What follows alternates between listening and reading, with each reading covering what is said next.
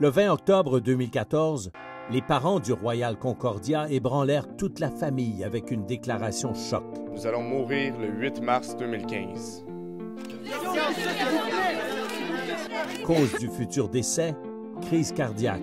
Les enfants sombrèrent dans un deuil prématuré. Étape numéro 1 de l'acceptation du deuil, le choc et le déni. Affligé, ne sachant que faire de ses 10 doigts, l'enfant poète trouva refuge dans le tabac. La vie de bohème, c'est pas moi qui l'ai choisie, c'est elle qui m'a accouché. Refusant d'affronter le cruel monde extérieur, la mère et ses premiers-nés s'enfermèrent dans les cabinets d'où ils jurèrent de ne jamais sortir. Étape numéro 2, la colère. Le trio Calamité, surnommé ainsi pour des raisons qu'on ne peut légalement divulguer, canalisa le traumatisme en causant un désastre pour célébrer la mort de leurs parents.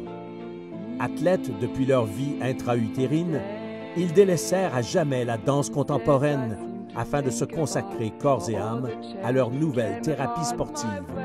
Étape numéro 3, le marchandage.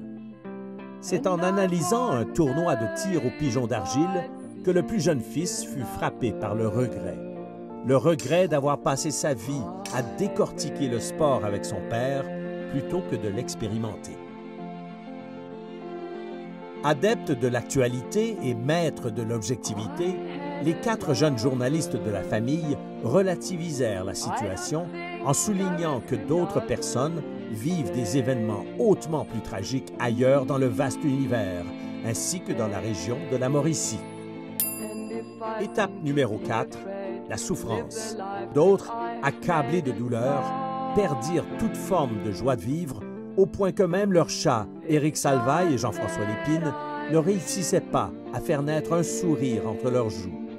Les 2 filles préférées de la plus vieille mère tentèrent de cacher leur détresse derrière une fausse impassibilité. C'est pour symboliser la fin de la lignée que la mère saccagea la radio de leurs ancêtres.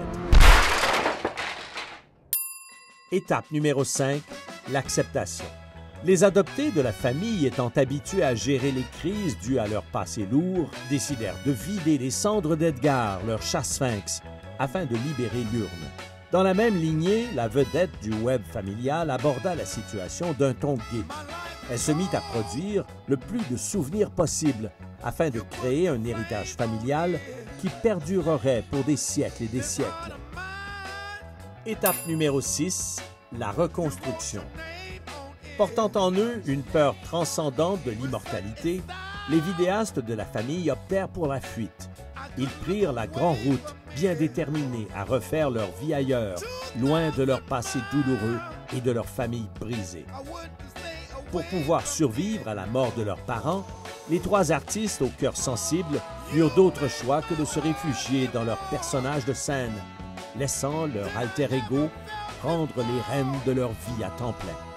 Étape numéro 7, le pardon. Les 2 frères rejetés de la famille, les seuls à n'avoir ni talent ni amour-propre, profitèrent de ces durs moments pour renouer les liens avec leur parenté, pour des raisons obscures et probablement méprisables, comme l'héritage, jusqu'au jour fatidique. When winter was cold.